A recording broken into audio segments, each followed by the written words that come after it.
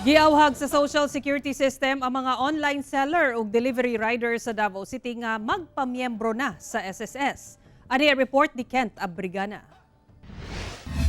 Valid na email address.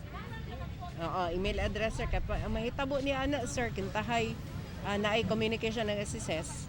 Nag-register po ka online. Mag-register ka online ha. Personal nga giadtuan sa Social Security System Davao City ang grupo sa mga food delivery rider dinhi sa gawa sa usa ka fast food chain sa Lanang, Davao City aron iawhag kini nga magpamiyembro. Nanghatag sila og form sa mga buot magpamiyembro.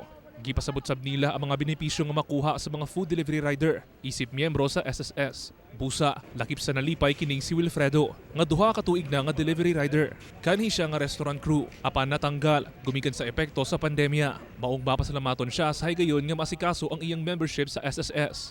Kun pasalamat mi sir kanaan ngani higit sila sa moa sir ba. Salamat mi nila kay ngani sila sa moa, ngani sila diri Matod sa SSS, usa ang mga delivery riders sa mga informal sector nga gusto nila tutukan. Ilabi pa nga taas ang risiko sa ilang trabaho. Sumala pa, usa sa mga nagunang rason sa mga delivery rider nganong dili kini makaproseso sa ilang SSS, mao ang kakulangon sa oras ug kwarta.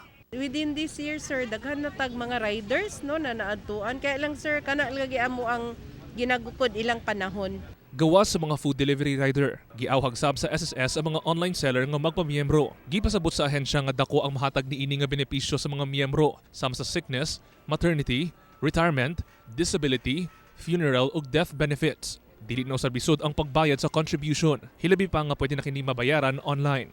They can pay through GCash and then they can also be register sa atong web no para they can check sa ilahang mga status, sa ilang mga contribution, sa ilahang mga loans if ever naa sila. Kauban si Mel Colmenares sa kamera. Ako, si Kent Abrigana para sa One Mindanao.